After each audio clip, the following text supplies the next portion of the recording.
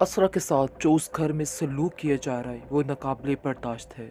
आप नहीं जानती हैं कि इसको किस किस चीज़ों का सामना करना पड़ रहा है। मैं बहुत ज़्यादा उसके लिए परेशान हूँ, समझ ही नहीं आ पा रही कि आखिर मैं क्या करूँ। मैंने तो फ़ैसला कर लिया है कि मैं असरा को घर ले आऊँगा और हमें ऐसे लोगों में रहना ही नहीं जहाँ हमारी असरा की कदर ना हो। आगे से उसकी माँ कहती है कि मुझे अपने तरीके से मसले को हल करने दो। मैंने सब कुछ करके देख लिया, लेकिन मुझे पता है कि मैंने किस तरीके से सब कुछ चलाना है। मैंने सुल्तान को खरी खोटी सुनाई हैं और उसको बताया है कि आखिर उसकी औकात है क्या और उसको थोड़ा संभल के रहना पड़ेगा। मुझे यकीन है अगर वो इंसान हुआ, कहीं ना कहीं उसमें इंसानियत बाकी हुई तो वो इस चीज़ को मान लेगा और हमारी असरा के साथ आइंदा से ये बदसलूकियाँ नहीं करेगा। लेकिन अगर वो बिल्कुल हैवान है तो फिर इसको इन सब चीज़ों की समझ नहीं आई। फिर तुम चाहे जो मर्ज़ी करते रहना, क्योंकि सरवर भी काफ़ी परेशान हो चुका है अपनी बहन के लिए।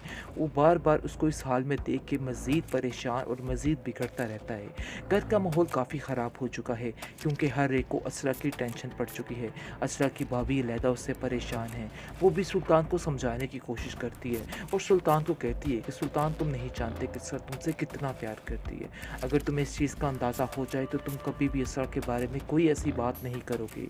आगे से वो उसको उल्टा ऊपर रोब जमाने के लिए कहता है कि हाँ, मैं जानता हूँ कि वही मुझसे प्यार करती है। सिर्फ इसी चीज़ की खातिर ही मैंने उससे शादी की थी, लेकिन ये मुझे लेने के देने पड़ रहे हैं। वो इस चीज़ को लेके सर पर चढ़ा रही है, लेकिन शायद वो ये नहीं जानती कि मैं उससे प्यार नहीं करता और ना ही आज तक मेरे दिल में उसकी कोई जगह बनी है।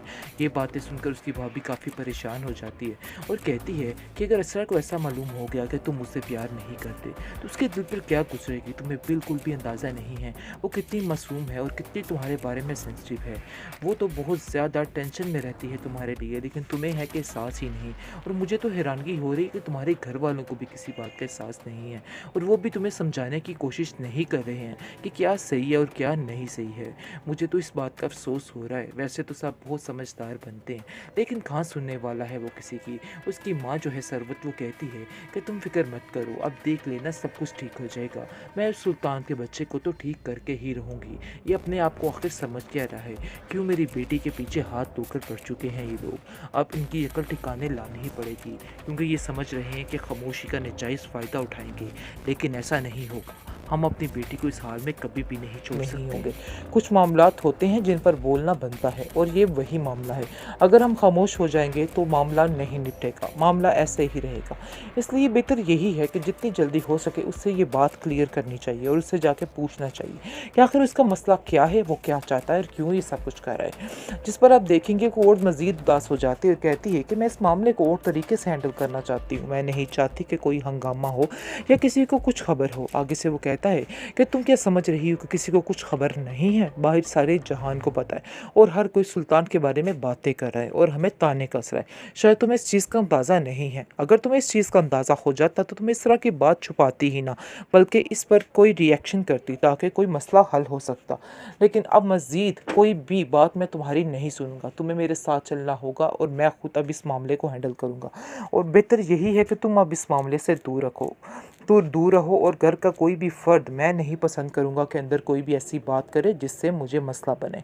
आगे से वो कहती है कि ठीक है, अब मैं ये सारे मामलात आपके सुपुर्द करती हूँ। मुझे यकीन है कि आप अच्छे तरीके से इसको हैंडल करेंगे, लेकिन तरीके से बात कीजिएगा। ऐसा ना हो कि हालात मज़ीद बिगड़ जाएँ और मैं नहीं चाहती कि आप लोगों का मज़ीद कोई तमाशा बने। आगे से उसका भाई उसको समझाता है कि इसमें हमारा तमाशा नहीं बल्कि सुल्तान का अपना ही तमाशा बनेगा। तुम इन बातों की टेंशन मत लो।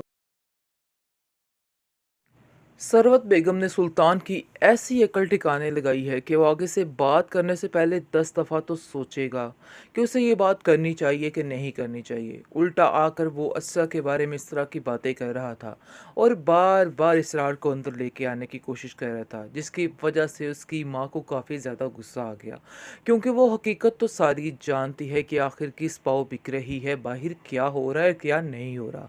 लेकिन वो लोग खामोश थे। इसका मतलब ये नहीं था कि उनकी खामोशी का नाजायज़ फ़ायदा उठाया जाता। लेकिन अब सरवत ने उसको ऐसी दो टोक बातें सुनाई है जिसकी वजह से उसकी अकल ठिकाने आ चुकी है और उसको पता चल चुका है कि आगे किस लहजे में और किस तरीके से और किस वक़्त क्या बात करनी है।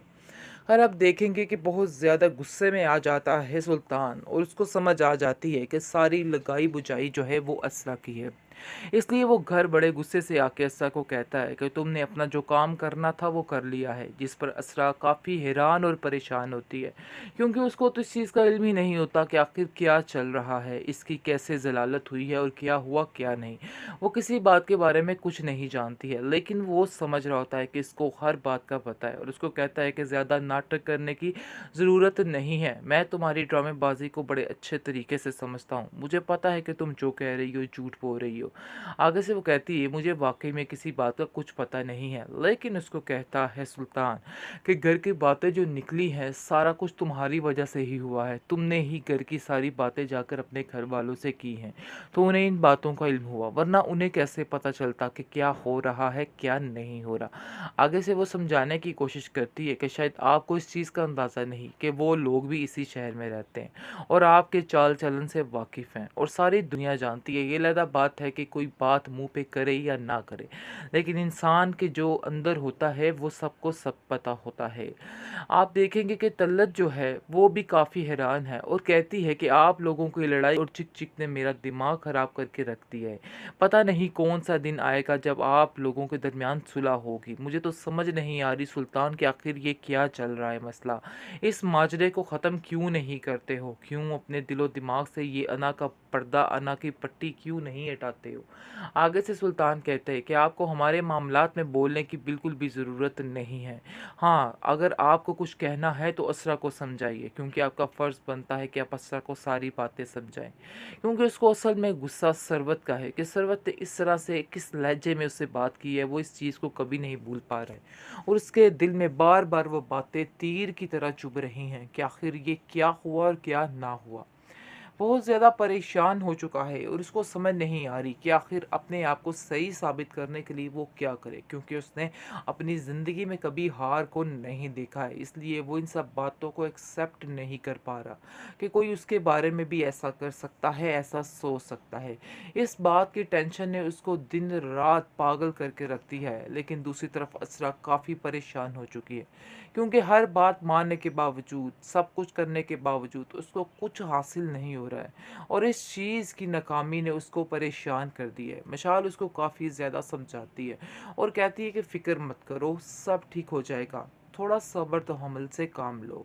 आगे से वो कहती है कि सब्र करके ही बैठी हूँ, लेकिन मुझे नहीं लगता कि ये मामलात सुधरने वाले हैं। जो किया है मेरी माँ ने बिल्कुल ठीक किया है, ऐसे इंसान का यही हश्र होना चाहिए था। वैसे ये बात है कि मैंने उनसे कुछ भी नहीं कहा था, सब कुछ उन्होंने अपनी मर्ज़ी के साथ किया है। मैं किसी बात को नहीं जानती थी। काफ़ी सफाइयाँ दवाइयाँ पेश कर रही हैं वो मिशाल के सामने। लेकिन मिशाल कहती है कि तुम चाहे जो मर्ज़ी कर लो, तुम्हारी किसी बात का किसी को कोई फ़र्क नहीं पड़ेगा। इसलिए ये सब बातें करना बिल्कुल बेबुनियाद है।